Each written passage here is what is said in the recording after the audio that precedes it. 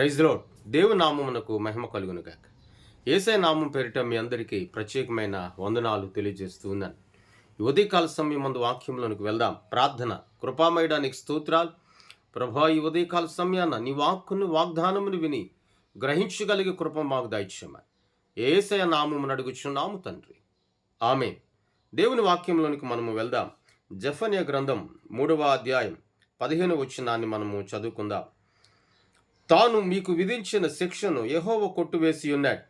మీ శత్రువులను ఆయన వెళ్ళగొట్టి ఉన్నాడు. ఇశ్రాయేలుకు రాజు అయిన యెహోవా మీ మధ్య ఉన్నాడు. ఇక మీదట మీకు అపాయము సంభవించదు. మీ ముందర ఉన్నటువంటి శత్రువులన్నిటినీ కూడా ఆయన కొట్టివేసి ఉన్నాడు, లేక వారిని తరిమి వేసి ఉన్నాడు. అయితే మీకు విధించినటువంటి శిక్షను కొట్టివేశాడు, శత్రువులను ఆయన వెళ్ళగొచ్చాడు. కానీ ఇక మీదట మీకు అపాయము రాదు అని ప్రభులు వారు సెలవిస్తూ ఉన్నాడు.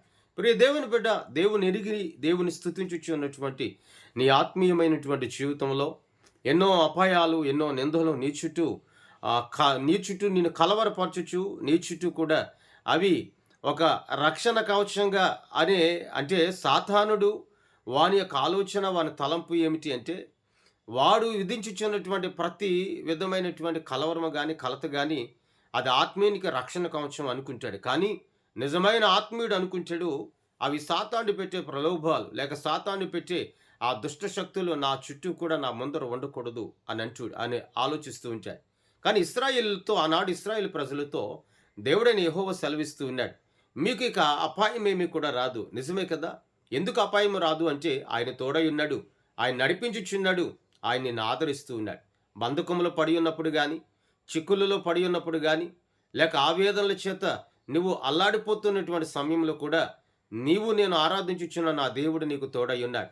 ఎల్లప్పుడూ ఆయన తోడై ఉండి నిన్ను నడిపిస్తూ ఉన్నాడు, నిన్ను బలపరుస్తూ ఉన్నాడు, నిన్ను భద్రపరుస్తూ ఉన్నాడు. నీ క్రైస్తవ భక్తి కలిగిన జీవితంలో ఎన్నో ఎన్నో ఎన్నో ఎన్నో ఎన్నో శిక్షలు, ఎన్నో అవమానాలు, వాటన్నిటినీ నీవు రక్షింపబడిన మీదట ఆయన వాటిని కొట్టివేశాడు. కొట్టివేయడమే కాదు, నీ ముందర శత్రువులు అనేకులు ఉన్నారు, నిన్ను వేధించేవారు ఉన్నారు, నీకు బలహీనతను కలుగు చేసేవారు ఉన్నారు, లేక నీవు దీవించబడకూడదు, ఆశీర్వదించబడకూడదు అని నీ మంచిని కాదు చెడుని కోరుకున్న వారు ఎందరో ఉన్నారు. కానీ వారందరినీ కూడా ఆయన వెళ్ళగొట్టాడు. వెళ్ళగొట్టిన దేవుడు తోడై ఉన్నాడు. ఆ తోడైన యేసయ్య అంటాడు, నీకు అపాయం సంభవించదు. ప్రియ దేవుని బిడ్డ, ఆయన నీతో ఉన్నాడు. ఆయన గొప్పవాడు, శక్తివంతుడు. ఆ శక్తివంతుడైన యేసయ్య నీతో ఉన్నప్పుడు ఏ విధమైన అపాయం కూడా నీకు రాదు, ఏ విధమైన అపాయం కూడా కలగదు. ఎందుకంటే నీవు ఆరాధించుచున్నటువంటి దేవుడు మనుషులు విడిచిపెట్టినట్లుగా నిన్ను నన్ను విడిచిపెట్టేవాడు కాదు. నిన్ను నన్ను ఆదరించేవాడు, బలపరిచేవాడు, ప్రేమించేవాడు. ఆ ప్రేమించే దేవాది దేవుడు నీకు తోడై ఉన్నాడు. ఈ వాక్యం నీ జీవితంలో నీరు కట్టి ఫలించునుగాక. ప్రార్థన. సర్వలోక సృష్టికర్త నీకు స్తోత్రాలు.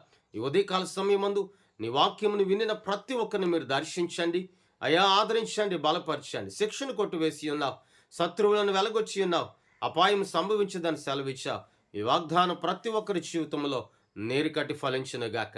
ఆదరించండి, బలపరచండి, తోడై ఉండండి, శక్తిని దయచేయమని యేసయ్య నామమున అడిగి వేడుకొనుచున్నాము తండ్రి, ఆమేన్. నా దేవుని సన్నిధి మీ అందరికీ సదాకాలం తోడై ఉండి నడిపించునుగాక, ఆమేన్. మీ అందరికీ వందనాలు తెలియజేస్తున్నాను.